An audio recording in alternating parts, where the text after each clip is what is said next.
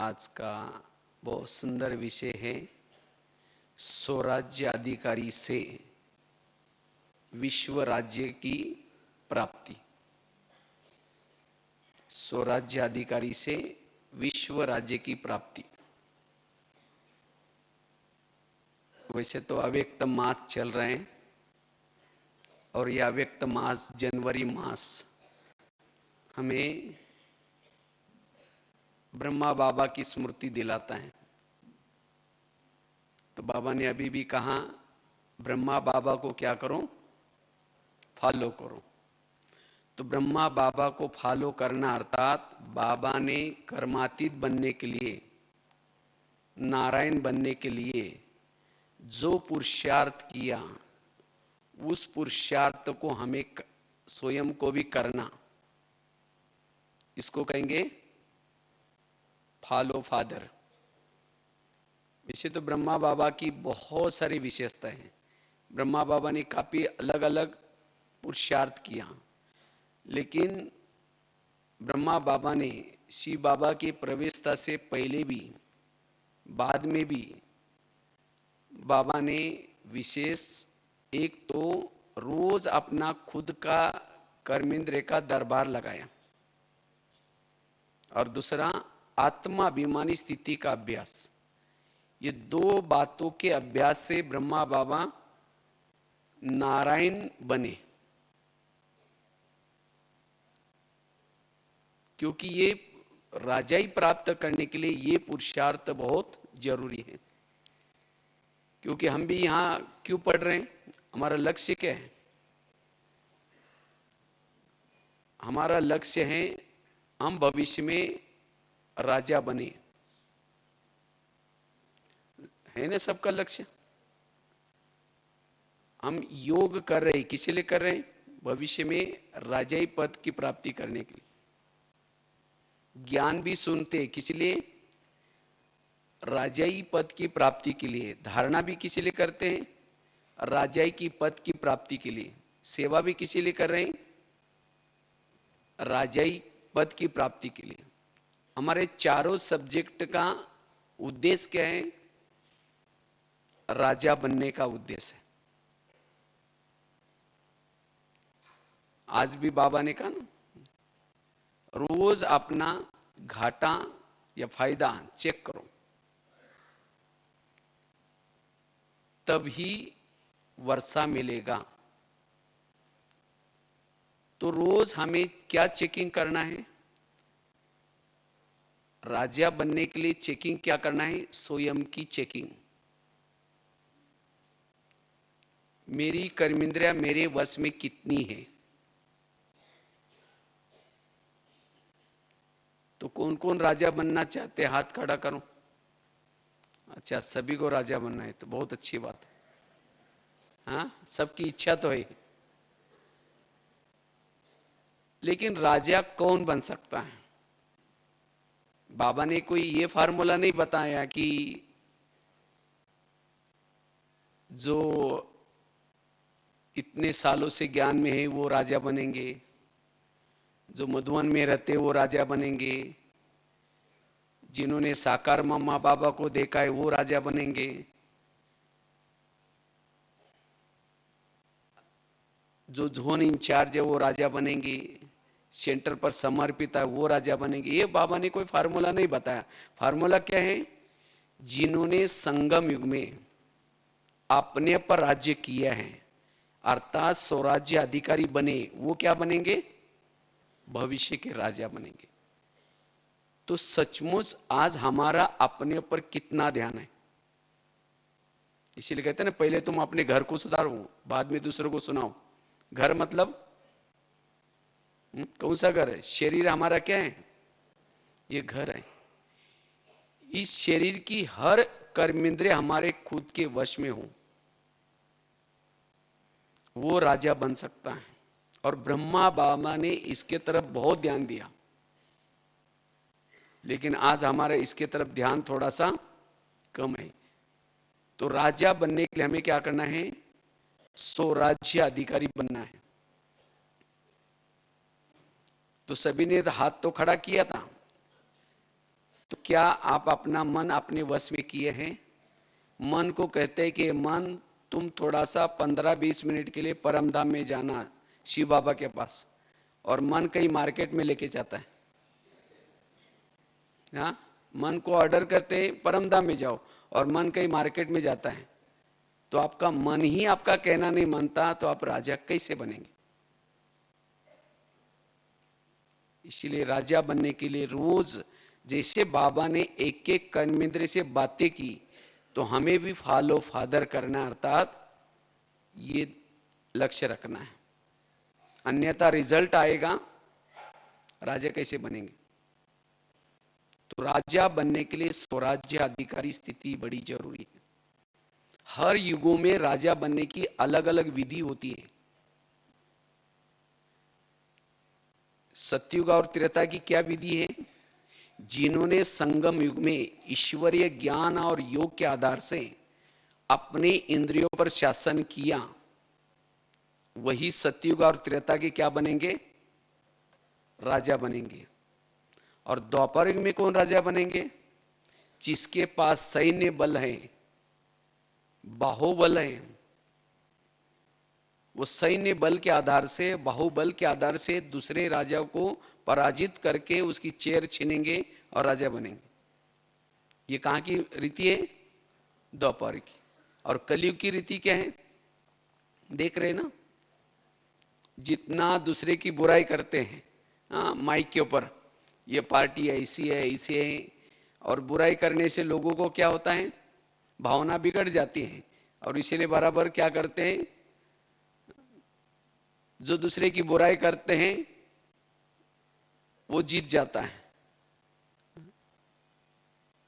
तो वो कहां का राजा है? भले वो योग्य हो या न हो, यह है कलयुग का शासन। तो इसी तरह हमें अगर सतयुग का राजा बनना है तो क्या करना है? अपने कर्म इंद्रियों पर शासन करना है। क्योंकि जिसका अपने इंद्रियों पर शासन है, उस व्यक्ति का व्यक्तित्व सबको पसंद आता है। उसका संपर्क, उसके बोल, उसका हर बात हमें अच्छी लगती है, क्योंकि उसका अपने इंद्रियों पर शासन है। इसलिए हमें क्या बनना है? अगर सतयुग का शासन करना है, सतयुग के राजा बनना है, अपने पर शासन करना है, तो रोज अपना क्या लगाना है? दरबार लगाना है। क्योंकि राजाओं की निशानी होती है। जो राजा बनने वाले हैं, हाँ, सभी ने हाथ खड़ा किया था ना, तो चेक करो क्या ये निशानी मेरे अंदर है। राजा की पहली निशानी है, राजा दानी होता है। राजा के घर से कोई भी खाली नहीं जाता। कहते थे नहीं, एक राजा था, वो बहुत दान करता था, कहानी आती थी पहली। तो क्या हम भी दान करते हैं? मेरे सामने से कोई ऐसा ही खाली तो नहीं जाता। कोई ट्रेन में जा रहे या बस में जा रहे, कोई बाजू में बैठा है, जहां से बैठे वहां से अंत उतरने तक उससे बात भी नहीं किया, उसको एक शब्द भी ज्ञान का नहीं सुनाया, तो आपके घर से कैसा गया? वो खाली गया। किसी को मनसा से दान दो, वाचा से दान दो, शक्ति का दान दो, कुछ ना कुछ जो देता है वो कौन है? राजा। जो देता नहीं वो राजा कैसे बनेगा? इसीलिए क्या चेक करना अपने आप को, हम देते हैं किसी को कुछ? दूसरे राजा की निशानी क्या होते हैं? राजा जिसको भी ऑर्डर करता है, अगर राजा की ऑर्डर कोई टालता है, राजा क्या करता है? उसको शिक्षा देता है, सजा देता है।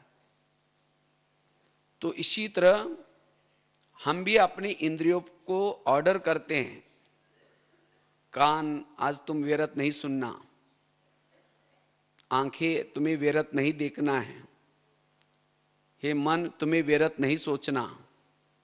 तो क्या हमारी इंद्रिय हमारा कहना मानती है? अगर नहीं मानती तो क्या हम उसको सजा देते हैं? क्या इंद्रियां हमको चला रहे हैं? जिसको इंद्रियां चलाती है वो राजा कैसे बनेगा? वो अधीन है। अधीन वाला कभी भी अधिकारी नहीं बन सकता। जो अधीन है वो कभी भी अधिकारी नहीं बन सकता। इसीलिए अगर राजा बनना है,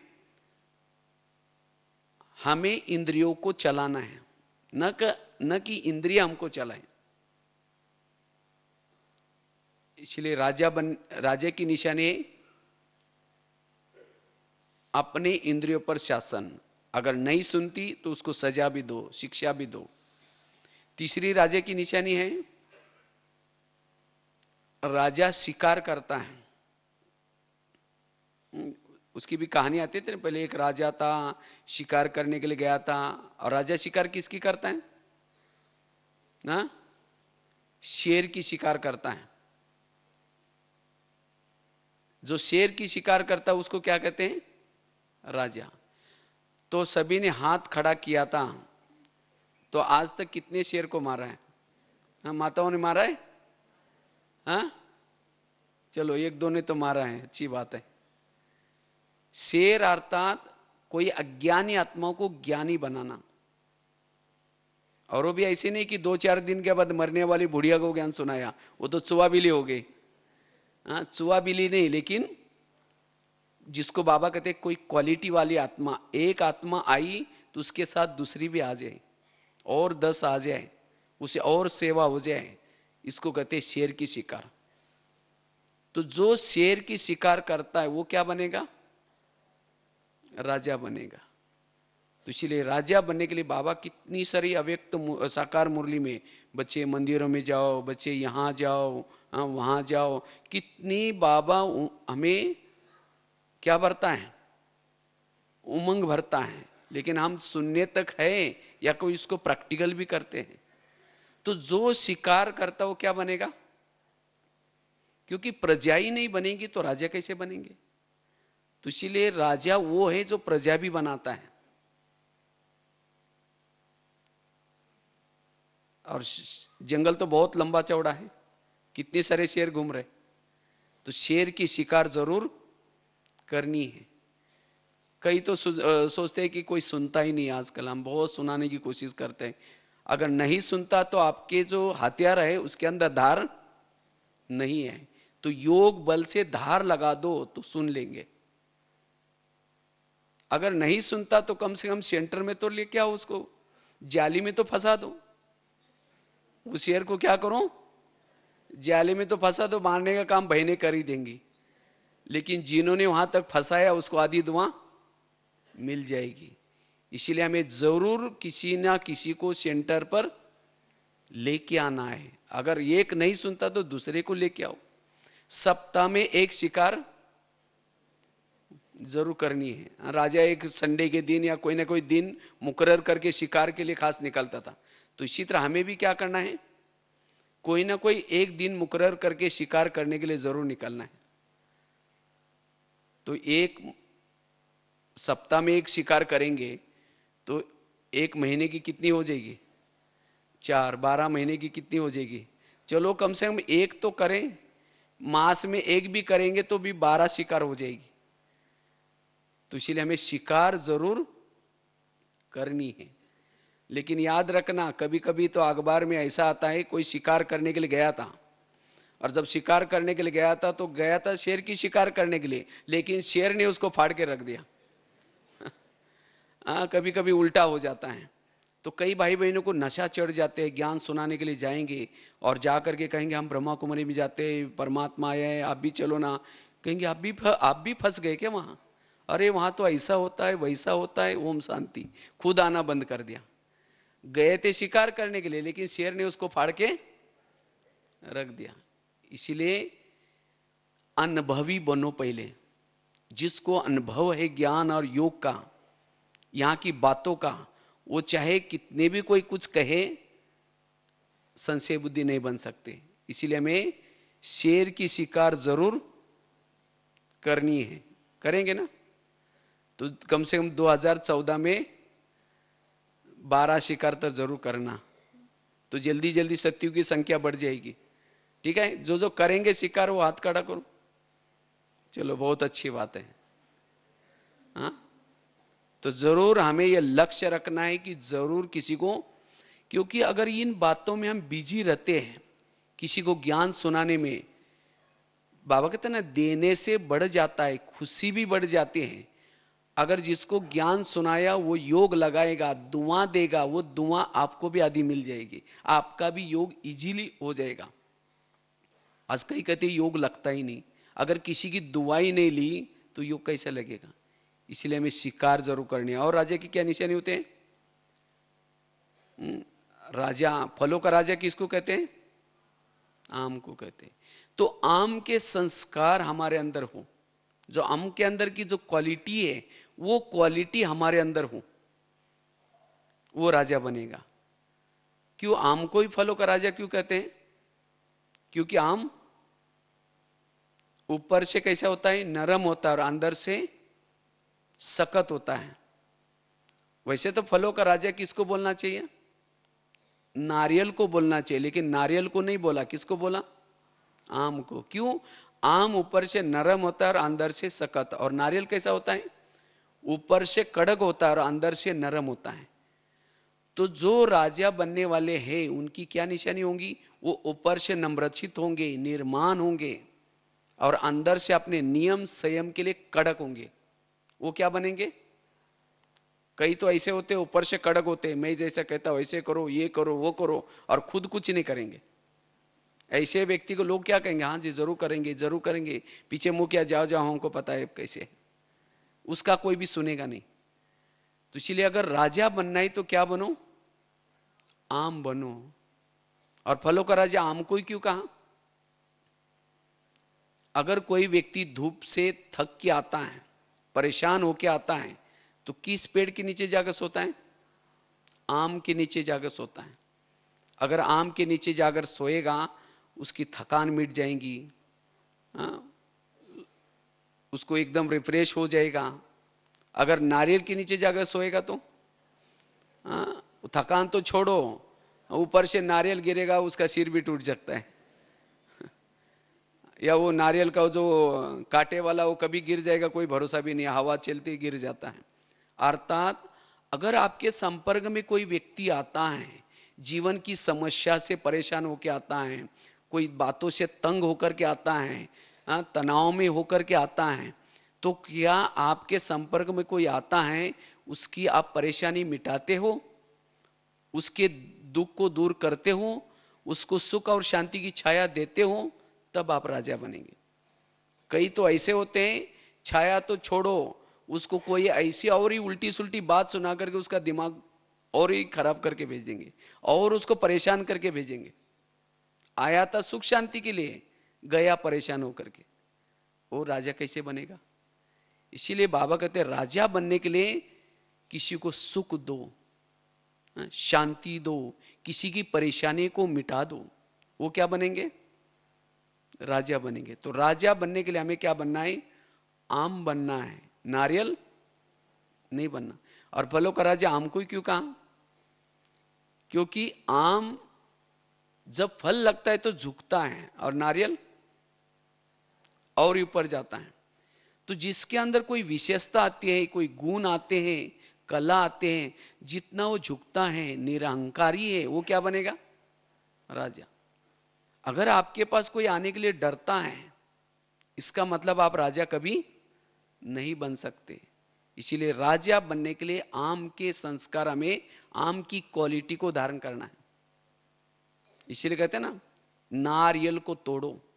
नारियल माना जो आपके अंदर रियल नहीं है उसको छोड़ो। इसीलिए भक्ति मार्ग में क्या क्या, भगवान को प्रसन्न करने के लिए नारियल तोड़ते थे। केवल ला करके रखते नहीं, लेकिन नारियल को तोड़ते हैं, उसका पानी डालते हैं, और तब कहते भगवान प्रसन्न हो गया। तो इसी तरह हमें भी क्या करना है? नारियल, आत्मा का आकार कैसे है? नारियल की तरह है। नारियल के अंदर पानी होता है, खोबरा होता है, अगर उसको पियो तो हेल्थ अच्छी बनती है, वो हेल्थ के लिए बहुत अच्छा रहता है पानी और खोबरा। लेकिन वो पानी प्राप्त करने के लिए, खोबरा खाने के लिए कवच को क्या करना पड़ेगा? तोड़ना पड़ेगा। इसी तरह आत्मा का आकार भी नारियल की तरह है। उस आत्मा के अंदर शांत स्वरूप, आनंद स्वरूप, शक्ति स्वरूप, प्रेम स्वरूप ओरिजिनल गुण है। अगर उस ओरिजिनल गुण को प्राप्त करना है तो ऊपर के विकारूपी कवच को क्या करना पड़ेगा?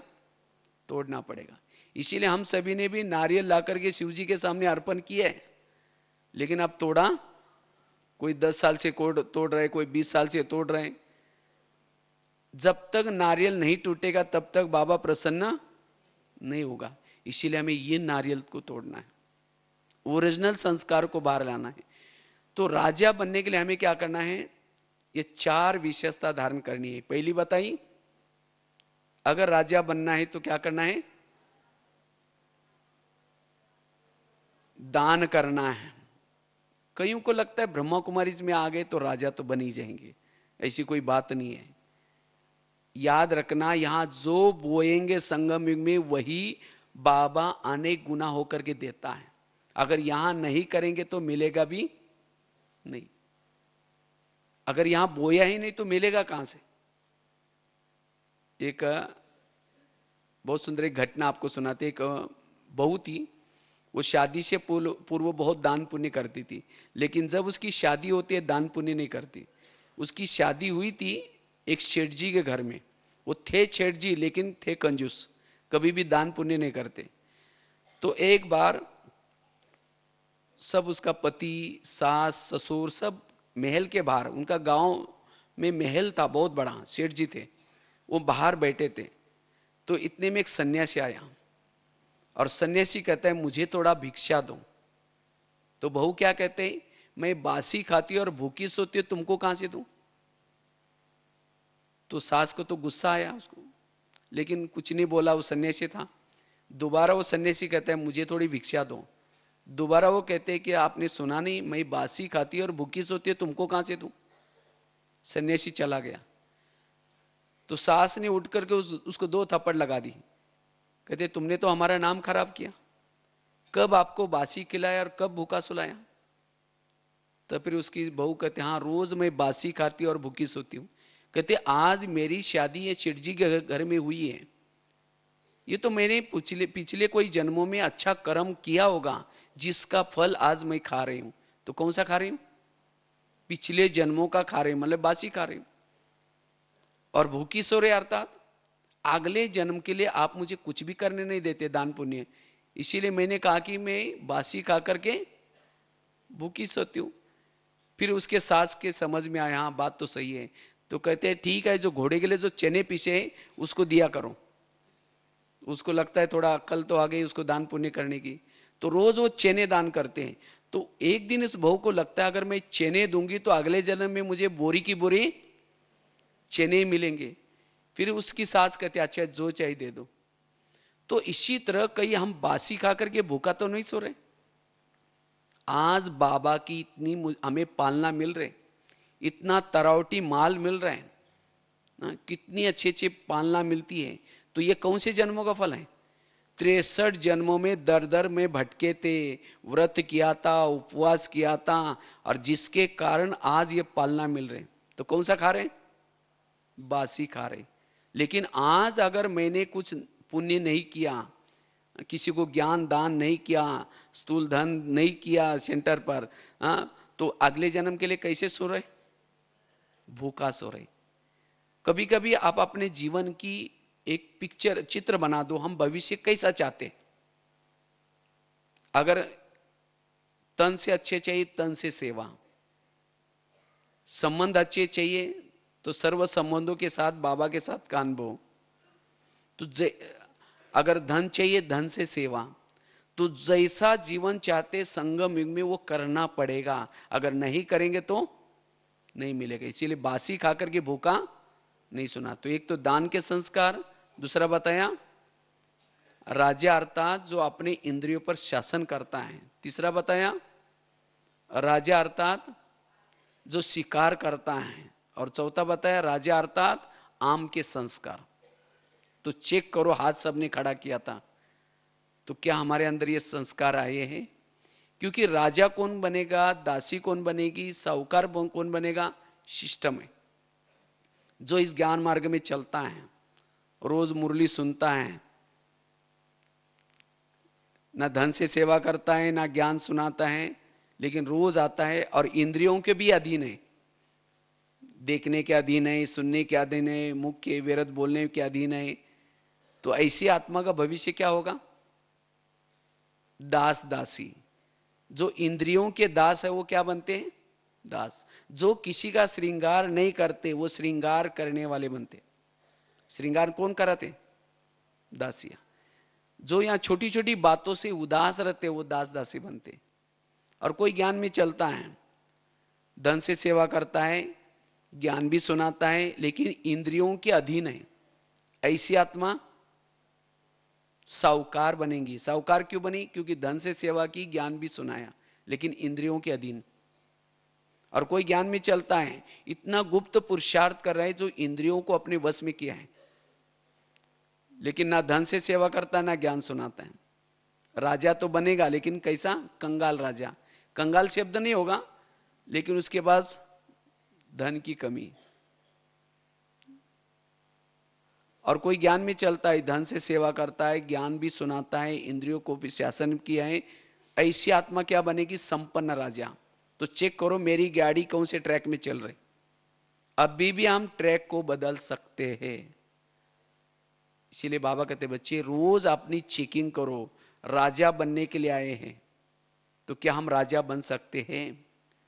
तो रोज अपने कर्मेंद्र का क्या लगाना है? दरबार लगाना है। तो बात चल रही थी राजा बनने के लिए स्वराज्य अधिकारी, क्योंकि जो स्वराज्य अधिकारी है वो वायुमंडल को भी शुद्ध बना सकता है। जो इंद्रियों के अधीन है वो वायुमंडल को खराब करेगा, वो योगी नहीं बन सकता, उसका योग नहीं लगेगा। जो कर्मेंद्र के अधीन है, जैसे भारत में अंग्रेज घुसे थे, कैसे घुसे थे? भारत में अलग अलग नवाब थे, और उन नवाबों ने, अंग्रेज लोगों ने क्या क्या नवाबों के साथ दोस्ती की, और जिसके कारण क्या हो गया? भारत के ऊपर अंग्रेज लोगों ने अटैक किया। इसी तरह जिसका इंद्रियों पर शासन नहीं है, माया कहां से आती है? माया आज हमारी ही कर्मेंद्रिय के द्वारा आती है। अगर कर्मेंद्रिय की हम चेकिंग नहीं करेंगे, उनको सशक्त नहीं बनाएंगे, तो हम माया के अधीन हो जाएंगे, वो कमजोरी को परिवर्तन नहीं कर सकेंगे।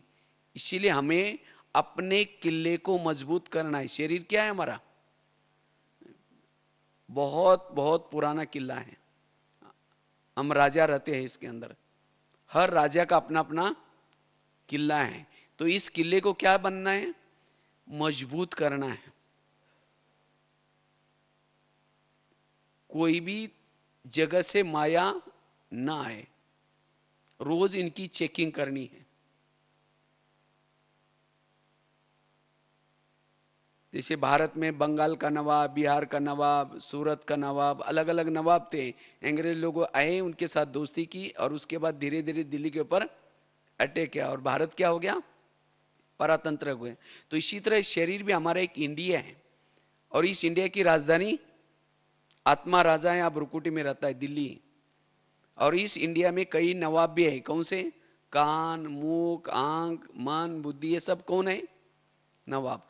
तो माया रूपी अंग्रेज आती है तो क्या करते? दोस्ती पहले कान के साथ, कोई व्यर्थ बातें सुनेंगे, उसके बाद अंदर मुख में वर्णन होगा, फिर आंखों में आएगा, फिर मन में आएगा, फिर बुद्धि में आएगा, फिर दिल्ली के ऊपर अटैक हो गया, तो फिर आत्मा अधीन हो गई। तो इसीलिए हमें क्या करना है? रोज क्या करना है? हमें, हमारा पुरुषार्थ क्या है? इस शरीर रूपी देश को, जैसे वो गीत सुन रहे थे ना शुरू शुरू में, पग पग पर अपने कर्मेंद्रिय को माया की छाया से बचाना, राजधानी को माया की छाया से बचाना। तो इसीलिए ब्रह्मा बाबा ने जैसे रोज अपना दरबार लगाया, तो हमें भी क्या करना है? रोज चेकिंग करना है, आखिर माया आती कहां से? कौन सी ईंट या कौन सा दरवाजा खुला है? हम इतने बिजी रहते, कहते ना अंधेरी नगरी चौपट राजा टकेसर बाजी टकेसर खाजा। नगरी का राजा सोया है, जो चाहे हो रहा है, आंखें जो चाहे देख रहे, मुख जो चाहे बोल रहे, कान जो चाहे सुन रहे, और जिसके कारण फिर राजा कमजोर होता है। तो अभी हमारा शरीर रूपी देश परतंत्र है, उसको स्वतंत्र बनाना है। जैसे भारत से अंग्रेज लोगों को भगाया, कैसे भगाया? तो वही नीति हमें भी यहां अपनानी है। हमें भी क्या करना है?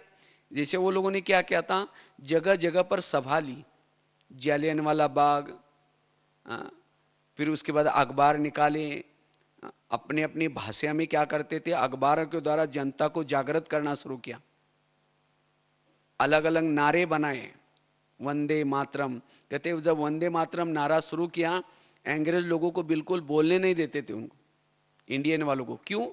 उनको तो हिंदी इतनी अच्छी आती नहीं थी, उनको लगता था ये हमको क्या बोल रहे, बांधो और मारो, वंदे मातरम, तो इसीलिए मना करते थे। तो आखिर जब ये अखबार के द्वारा अलग अलग सभा लेकर के जब भारत की जनता जागृत हो गई, तो सभी ने नारा लगाया कि कौन सा, अंग्रेजों go back, Simon go back, Bharat छोड़ो, और तब चले गए। इसी तरह हमें भी शरीर रूपी देश में, इस इंडिया में माया रूपी अंग्रेज घुसे हैं, अब उनको निकालना है। तो क्या करना पड़ेगा? रोज दरबार लगा करके एक एक कर्मेंद्र को क्या करना पड़ेगा, जागृत करना पड़ेगा।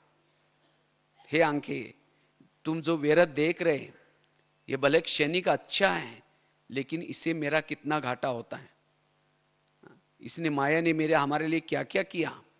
तो इसी तरह हर कर्मेंद्रिय जागृत हो जाए, तो सभी कर्मेंद्रिय के दिल से निकले माया गो बैक, तब माया चली जाएगी। अब होता क्या है, आत्मा कहता है माया गो बैक, कान कहता है और क्या हुआ, कोई बात ना आ जाए, कान कहता है आ जाओ कोई बात नहीं। अगर घर का ही कोई भेदी बना है, कोई बॉर्डर पर रहने वाला कोई दुश्मन से मिला है, वो देश की हालत क्या हो सकती है, उस घर की हालत क्या हो सकती है। इसीलिए बाबा कहते बच्चे रोज अपना क्या लगा दो, दरबार लगा दो, और एक एक कर्मेंद्र को क्या करो, समझाओ। तो कैसे हमें दरबार लगाना है? रोज जब हम अमृत वेला करते हैं, ये समझो कि शरीर हमारा क्या है, एक देश है, शरीर हमारा एक ऑफिस है, ये कर्मेंद्र हमारे कर्मचारी है। तो रोज अमृत वेला करके जब शरीर में प्रवेश करते हैं, उसके बाद 5-7 मिनट अपने कर्मेंद्र से बातें करो। जब शरीर में प्रवेश किया तो सभी कर्मेंद्र से गुड मॉर्निंग करो, और गुड मॉर्निंग करके एक एक से बात करो। कैसे बात करो? सबसे पहले कान से बात करो, हे मेरे कान, तुम मेरे इस राज्य की शान हो, अगर तुम ना होता तो मैं ईश्वरी महावाक्य कैसे सुनता, और मेरा तो तुम्हारे पर बहुत विश्वास है, इसीलिए मैंने तुमको बॉर्डर पर रखा है। कान कहां है? बॉर्डर पर है। तो मेरा तो तुम्हारे पर विश्वास है, मैंने तुमको बॉर्डर पर रखा है, लेकिन आजकल तुम दुश्मन से मिले हैं, मुझे तो पता नहीं था। क्योंकि मैं जब आज अमृतवेला परमधाम में गया था, मेरा परम हितैषी शिव बाबा, उसने तुम्हारे लिए इशारा किया है। इसीलिए हे कान, तुम मेरे राजाई में रहते हो, मेरा खाते हो। क्योंकि कान जिंदा क्यों है? कान के पास जो खून सप्लाई होता है, कहां से होता है? आत्मा जो मेहनत करके ये करते हैं, वहां सप्लाई होता है। तुम मेरा खाते हो, मेरे राजाई में रहते हो, और मुझे धोखा देते हो। इसीलिए हे कान, आज से तुम्हें सावधान होना है। फिर रात को 10 बजे सोने से पहले फिर मैं दरबार लगाऊंगा। ये सवेरे की बात है, अमृत वेले के बाद 5-7 मिनट के लिए। अगर रात को दरबार लगाऊंगा, चेकिंग करूंगा, और उसी दरमियान अगर सारा दिन में कुछ व्यर्थ सुना है तुमने, तो मैं सबके बीच में तुमको सजा दूंगा। और ये भी नहीं समझना कि आप हमें तो कुछ पता ही नहीं चलेगा। क्योंकि आजकल मैं शिव बाबा, जैसे वो गीत में था ना, खुदा दोस्त मेहरबान हुआ है, फिर से खोई हुई राजे क्या कर रहे हैं, दिलाने की मेहनत कर रहे हैं।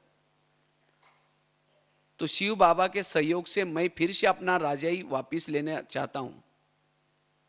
अगर तुमने सारा दिन में कुछ व्यर्थ सुनाए, मैं तुम्हें सजा दूंगा। और यह भी नहीं समझना कि मुझे कुछ पता ही नहीं चलेगा।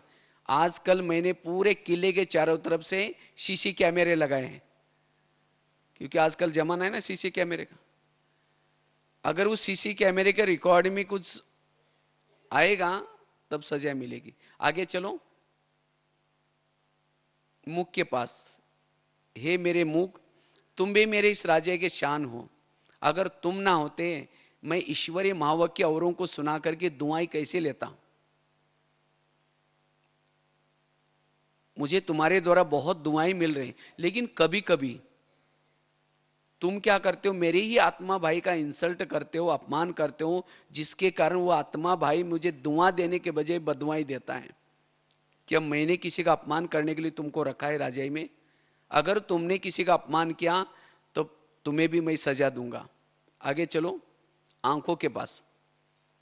हे मेरे आंखें, तुम भी मेरे इस राज्य के शान हो। अगर तुम ना होते मैं परमात्मा को कैसे देखता। मुझे तो 84 जन्म में बहुत सारे आंखें मिली है, लेकिन तुम्हारे जैसे भाग्यशाली आंखें कोई नहीं मिली। क्यों? तुम्हारे द्वारा मैंने वो सत्यम शिवम सुंदरम को घंटों तक देखा है, जिसको देखने के लिए सारी दुनिया की आंखें तरस रहे, एक सेकंड के लिए दर्शन के लिए तरस रहे, और तुम्हारे द्वारा उसको मैंने घंटों तक देखा है। तो क्या वो सत्यम शिवम सुंदरम को देखने के बाद तुम्हारा पेट नहीं भरा? आखिर तुम इस संसार की व्यर्थ बातें क्यों देखते हो? अगर तुम व्यर्थ बातें देखेगा तो मैं तुम्हें सजा दूंगा। आगे चलो पांव के पास। हे मेरे पांव, तुम भी मेरे इस राज्य के शान हो। अगर तुम ना होते मैं इस सेवा के लिए कैसे जाता? क्योंकि मैं भले मुख से भाषण करता हूं, आधी दुआ किसको मिलती? तुमको मिलती है, पांव को मिलती है। भले हाथ से कर्मना सेवा की, आधी दुआ किसको मिलती है? पांव को। क्यों? पांव क्या करता है? सभी इंद्रियों को अपने सिर पर उठा करके लेके आता है। इसीलिए कोई भी व्यक्ति घर में आता है उसके चरण छूते हैं, चरण तुम्हारा धन्यवाद, इस व्यक्ति को घर में लाया। चरण में कोई आत्मा नहीं है, लेकिन चरण क्यों छूते हैं? लेकिन कभी कभी हे चरण, तुम किसी का परिचिंतन करने के लिए भी सबको लेके जाते हो।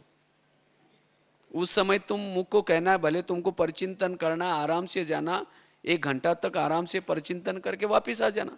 अब पांव वहां जाएंगे नहीं तो मुख अकेला जाएगा वहां, हाँ, कान अकेले जाएंगे।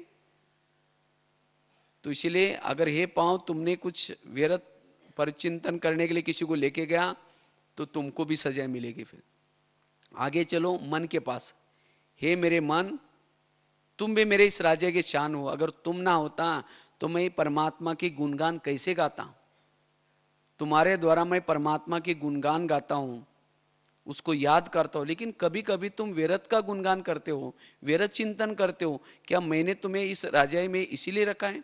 अगर तुमने व्यर्थ का गुणगान किया मैं तुम्हें सजा दूंगा। आगे चलो बुद्धि के पास। हे बुद्धि, तुम भी मेरे इस राज्य के शान हो। अगर तुम ना होता है तो मैं कैसे राज्य चलाता? और मैंने तो तुम्हारे ऊपर इतना विश्वास रखा था, सभी इंद्रियों में से चुन करके मैंने तुमको मंत्री बनाया। क्योंकि सभी इंद्रियों का मंत्री कौन है? बुद्धि। तो मैंने तो तुम्हारे पर विश्वास किया और मंत्री बना करके पूरा राज्यकारभार तुम्हारे हाथ में दिया। लेकिन तुमने तो ऐसे मनमत प्रमाण चला, परमत प्रमाण चला, और तुमने क्या किया? मेरी पूरी राजाई गंवा दी। राजाई तो छोड़ो, मेरे पूरा महल गंवा दिया, ताज गंवा दिया, ताज भी उतार दिया, पुष्पक विमान जो कुछ था राजाई गंवा करके। इतना ही नहीं, मुझे रावण के जेल में डाल दिया। जब मुझे उस परम हितैषी शिव बाबा ने जगाया तो देखा तो मेरे पास कुछ भी नहीं है। ये सब तुम्हारे कारण हुआ है। तो हे बुद्धि, आज से मैं तुम्हें सावधान करता हूं, अगर तुमने कोई भी निर्णय श्रीमत के विरुद्ध किया मैं तुम्हें सजा दूंगा। इसीलिए कोई भी निर्णय करना है श्रीमत के आधार से करना है। इस तरह से एक एक कर्मेंद्रिय से क्या करना है? बातें करने, जो बातें ब्रह्मा बाबा भी करते थे। बाबा भी अपने इंद्रियों से बातें करते थे। बाबा की डायरी मिली, उस डायरी के अंदर बाबा ने ऐसा ऐसा पुरुषार्थ किया, और इसीलिए बाबा ने स्वराज्य अधिकारी से नारायण का पद पाया।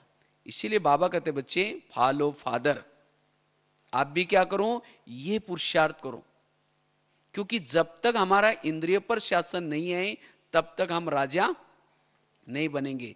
तो ये राजा बनने का चांस तो सबको है। कोई माताएं भी राजा बन सकती हैं, कोई गृहस्थी में रहने वाले कुमार बन सकते हैं, कुमारी बन सकते हैं, कोई गृहस्थी में रहने वाले भी बन सकते हैं। राजा बनने के लिए कहीं और दौड़ने की जरूरत नहीं है, अपने पर शासन करो।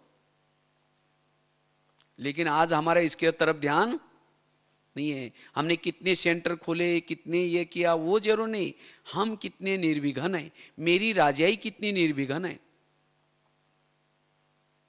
नहीं तो राजा बनेंगे, लेकिन कहां के राजा बनेंगे। जैसे बता ना, अगर किसी की बड़ों के सामने जाकर के बुराई करेंगे, ये करेंगे और किसी की चेयर लेंगे तो राजा तो बनेगा, लेकिन कहां का बनेगा, कलयुग का राजा बन जाएगा। बाहुबल के आधार से किसी के राजा लेंगे तो भी, तो इसलिए हमें अगर सत्युग का राजा बनना है तो क्या करना है, स्वराज्य अधिकारी बनना है, अपने पर शासन करना है। इसलिए बाबा इसको कहते परिवर्तन, ये है परिवर्तन। ब्रह्मा कुमार कुमारी बनना मतलब परिवर्तन करना, मतलब सफेद ड्रेस पहन लिया, बैज पहन लिया, ये परिवर्तन तो ऊपर का परिवर्तन हो गया। लेकिन हर इंद्रियों पर शासन करो, क्योंकि फार्मूला बाबा ने ये रखा है, स्वराज्य अधिकारी सो, चाहे कोई मधुवन निवासी है, बाबा देखेगा कि उसने अपने पर कितना शासन किया है। चाहे कोई जोन इंचार्ज है, बाबा ये देखा कि अपने पर शासन कितना किया है। कोई गृहस्थी की माता है, उसको बाबा देखेगा इसने जब से ब्राह्मण बना अपने पर शासन कितना किया।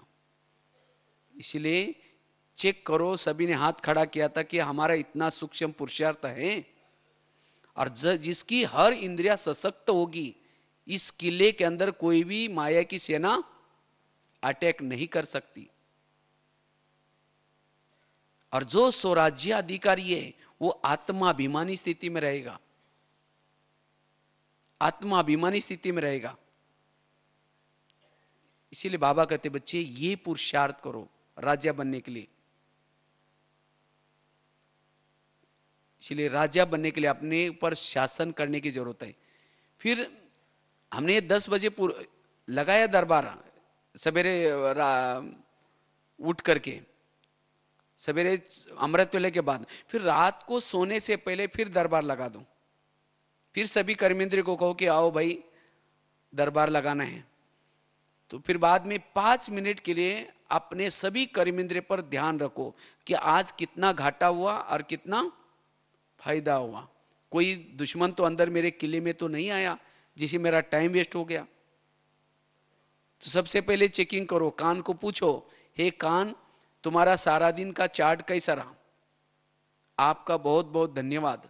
7 बजे तुम्हारे द्वारा मैंने मुरली सुनी थी, लेकिन 12-1 बजे कोई एक माता जी आई थी और उसने बड़ा नजदीक, आपने बड़ा नजदीक जाकर के वो कोई किसी की परचिंतन की बातें सुना रही थी, वो बहन जी ऐसी है, वो ऐसी करते, और आपने तो बड़ा नजदीक जाकर सुना था।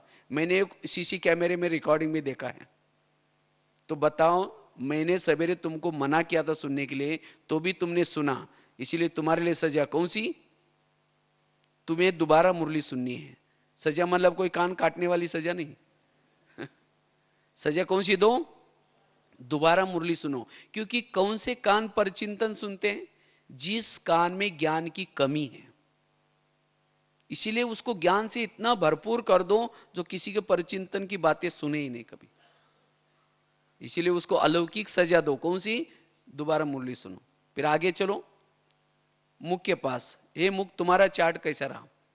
समझो कान ने दरवाजा खोला, तो कम से कम तुमने तो अपना दरवाजा बंद रखना चाहिए था, क्योंकि मैं तो 7 दरवाजे के अंदर बैठा हूं। एक दरवाजा खोलो तो दूसरा, तीसरा, तुमने भी बोला हाँ वो सचमुच आजकल बहनें तो ऐसी करती रहती है, हाँ जिसका जो पैसे दे तो आगे उसको आगे करते रहते, हमारी कोई वैल्यू नहीं है। तुमने भी उसको सहयोग दिया बोल करके, इसीलिए तुम्हारे लिए सजा कौन सी? कल के दिन तुम्हारा कारोबार बंद रहेगा। मौन है मुख की सजा। दूसरे दिन चुप रहो, बस सारा दिन बोलने का बंद। तो ऑटोमेटिकली तीसरे दिन क्या करेगा? हर बात में समझ करके बोलेगा। तो ऐसी जिसको कहते राजा, एक एक कर्मेंद्र की चेकिंग, शिक्षा, सावधानी, अगर नहीं बात मानी तो क्या करो? उसको सजा दो। और जिसका ऐसा हर कर्मेंद्रिय के ऊपर निगरानी है वो क्या बनेगा? राजा। तो हाथ खड़ा किया था सभी ने, तो क्या इतनी निगरानी है हमारी? इच्छा तो है राजा बनने की, लेकिन क्या ये हम करते हैं? तो ये पुरुषार्थ करना है। जो बाबा ने किया था उसको ही हमें क्या करना है? फॉलो करना है। बाबा ने आत्मा का पाठ कितना पक्का किया, दीवार पर लिखते थे मैं आत्मा हूं, यशोद आत्मा है, ये आत्मा है, आत्मा कितना। सचमुच हम अपने दिल पर हाथ रख करके पूछे कितना हमारा इसके तरफ ध्यान है? और इसीलिए आज हमारे जीवन में प्रॉब्लम्स है, आत्माभिमानी स्थिति की कमी, कर्मेंद्रिय पर ध्यान नहीं है, इसीलिए दूसरे की कमी कमजोरी दिखती है। मुख से वर्णन करेंगे, कान से सुनेंगे, जब योग में बैठेंगे तो योग कहां लगेगा? इसीलिए योग का अनुभव करने के लिए, शक्तिशाली बनने के लिए क्या करना है? स्वराज्य अधिकारी बनने की जरूरत है। और जो स्वराज्य अधिकारी है वो क्या बनेगा? भविष्य का विश्व राज्याधिकारी। और मेरा स्वराज्य सारा दिन बना रहे, मेरे इस राज्य के ऊपर किसी का भी अटैक न हो जाए, उसके लिए क्या करना है? आत्मा राजा को जागृत रहना है। आज वास्तव में कोई कर्मेंद्रिय के द्वारा भी माया अटैक क्यों करती है? क्योंकि आत्मा राजा वो भूल जाते कि मैं राजा हूं, और उसके कारण माया क्या करते? कोई ना कोई कर्मेंद्रिय के द्वारा प्रवेश कर लेती। तो हम आत्मा राजा हूं, जागृत, सारा दिन आत्मा जागृत रहे, उसके लिए क्या करें? उसके लिए अमृत वेले का योग। जिसका अमृत वेले के योग के तरफ अटेंशन है, अमृत वेला का योग, क्लास के पहले का आधे घंटे का योग और प्लस मुरली, सवेरे सवेरे जिसकी दिनचर्या में ये तीन बातें अच्छी है, उसका सारा दिन आत्मा राजा क्या रहेगा? जागृत रहेगा। उसकी आत्माभिमानी स्थिति रहेगी। और जिसकी आत्माभिमानी स्थिति है वहां कोई भी दरवाजे से माया का अटैक नहीं होगा। जब देह भान आता है तो माया क्या करते? अटैक करते हैं। तो इसलिए हमें क्या करना है? इस 2014 में विशेष अमृत वेले के ऊपर क्या करना है? अटेंशन। रोज रात को सोते समय सोच करके सोना है कि मुझे कल सवेरे अमृत वेला उठना ही है। ऐसे नहीं कि बिस्तर डाल दिया, गुड नाइट बाबा आज तो बहुत थक गए, दोपहर को मैंने रेस्ट ही नहीं किया, अभी तो अभी नींद आ रही तो अमृत वेला पता नहीं मेरा क्या होगा, बाबा प्लीज आप जरूर जगा देना, नया व्रत चल रहा है, व्यक्त मास चल रहा है, मुझे जरूर जगा देना। ऐसे कमजोर विचार करके सो जाएंगे तो अमृत वाला बाबा तो उठा तो देगा, लेकिन फिर देखेंगे अभी 4 को 5 मिनट कम है, थोड़ा 5 मिनट सो जाते हैं, 5 मिनट के बजाय 5 बजे का पता भी नहीं चलेगा। अच्छा उठ भी जाएंगे फिर झुटके वाला युग चलेगा। अगर अमृत वाला ढीली है तो सारा दिन फिर देह भान, और जहां देह भान है अंधेरी नगरी चौपट राजा टकेसर बाजी टकेसर खाजा। कान जो चाहे सुनेगा, मुख जो चाहे बोलेगा, तो राजाई कैसी प्राप्त होगी? एक दिन अगर मेरा इंद्रियों पर शासन नहीं है तो कितनी घाटा होता है। एक जन्म की राजा आपकी चली गई, एक जन्म में दास दासी का पद मिलना प्राप्त करना पड़ेगा। इसीलिए बाबा इतना कहते अटेंशन दो, एक एक दिन हमें यादगार बनाना है। इसीलिए अमृत वेला का योग, लास्ट के घटना सुना करके पूरा करते हैं। राजाई के लिए अमृत वेला का योग का कितना बड़ा महत्व है। एक राजा था और सारे संसार में मशहूर था। तो एक बार उसी राजे के पास एक सन्यासी आया, उसने देखा कि राजा इतना अच्छा क्यों है। तो रोज क्या करता है, उसको देखता है, लेकिन उसको पता नहीं चला कि राजा इतना अच्छा क्यों है, मशहूर क्यों है। लेकिन तब उसको पता चला इस राजे की उसने दिनचर्या बड़ी नजदीक से देखी। तो राजा रोज सवेरे उठता था, सवेरे सवेरे उठता था, हर एक के पास जाता था, मंत्री के पास जाता था, गुड मॉर्निंग, कैसे, हाउ आर यू, हाँ, हर एक के पास पूछताछ करता था। और राजा सवेरे उठने के कारण उसकी प्रजा, मंत्री सब वो भी अलर्ट रहते थे, और उसके कारण उसकी राजाई अच्छी थी। कुछ साल के बाद उस सन्यासी को क्या पता चला, राजा कंगाल हो गया। तो राजा को लगता है ये कैसे हो सकता है, वो सन्यासी को लगता है ये कैसे हो सकता है, इतना अच्छा राजा कंगाल कैसे हो गया। तो फिर वो सन्यासी उस राजे के पास दोबारा गया कि कंगाली का कारण क्या है। उसने बड़ा नजदीक से देखा, लेकिन उसको पता नहीं चला। आखिरकार उसको याद आया कि उसकी पहली दिनचर्या अलग थी, और अभी तो आराम से सोया पड़ा है। तब पता चला कि अच्छा ये कंगाली का कारण है। लेकिन अब क्या करें, अगर डायरेक्ट बताऊं तो मुझे मार देगा। तो जाकर के उस राजा को युक्ति बताता है कि कहता है, राजन, आपके महल के पास मैंने एक हंस को देखा है। तो राजा ने कहा क्या हुआ फिर। तो कहता है उस हंस की एक बहुत बड़ी विशेषता है। बोला क्या विशेषता है। जिसकी नजर उसके ऊपर पड़ेगी वो सारे संसार में मशहूर हो सकता है। तो राजा कहता है मुझे भी मशहूर होना है। कहता है आपको हंस को देखना पड़ेगा। कहता है कोई बात नहीं, कल से जाऊंगा देखूंगा। कहता है लेकिन वो राजन, वो हंस आता है सवेरे सवेरे, जल्दी आता है और जल्दी फिर चला जाता है। कहता ठीक है, मैं पहले भी उठता था फिर उठूंगा। तो जब राजा सो जाता था, उसके राजा में क्या होते थे, चोर घुस जाते थे, और चोर घुस करके सामान पार करते थे। तो उसके कारण वो राजा कंगाल बना था। लेकिन जब वो राजा हंस को देखने के लिए उठना शुरू करता है, तो रोज की तरह चोर चक्कर लगा रहे थे। तो देखा कि राजा आज तो उठा हुआ है, चलो कल आ जाए। फिर वो राजा वो हंस को देखने के लिए रोज उठना शुरू किया। तो चोरों ने आना क्या किया, बंद कर दिया। और जब चोरों ने आना बंद किया, तो राजा धीरे धीरे मशहूर होता होता सारे संसार में मशहूर हो गया। फिर वही सन्यासी एक बार आया, उसने कहा कि आपने हंस को देखा। कहता है हंस को तो नहीं देखा, लेकिन मेरी राजाई बहुत अच्छी हो गई। तब वो सन्यासी कहता है यही मैंने आपको युक्ति बताई। अगर मैं आपको बोलता कि आप सोते रहते इसीलिए ऐसा होता है, तो आप मेरा सिर काटते। इसीलिए ऐसे आप रोज उठा करो, आपकी राजाई सारे संसार में मशहूर रहेगी। तो ये कहानी किसी और की नहीं है, कहानी हमारी अपनी है। हम भी राजा थे, कब, सतयुग त्रेता में। अब भी वहां की राजाई मशहूर है। क्यों, वहां आत्मा राजा कैसा था, जागृत था, और उसके कारण उसके राजा में सब कुछ ठीक था। लेकिन धीरे धीरे आत्मा राजा क्या हो गया, सो गया। वो भूल गया कि मैं कौन हूं। और आत्मा राजा सोने के कारण इस शरीर रूपी महल में 5 चोर घुस गए। कौन से, काम, क्रोध, लोभ, मोह। और इन्होंने क्या किया, पूरे राजा को लूट लिया। मंत्री इधर का माल उधर करने लगा, बुद्धि भी, मंत्री। तो फिर जैसे वो सन्यासी आया, इसी तरह शिव बाबा आकर के देखता है कि ये राजा ही इतने अच्छे थे, इनको क्या हो गया। जब देखा कि ये तो सोया पड़ा है, खुद को भूला हुआ है, फिर बाबा एक युक्ति बताता है। कौन सा, आपके इस शरीर रूपी महल के आसपास एक फरिश्ता आता है। ब्रह्मा के तन में शिव बाबा आता है। कितना बजे आता है, सवेरे सवेरे 2 बजे से लेकर के 5 बजे तक चक्कर लगाता है।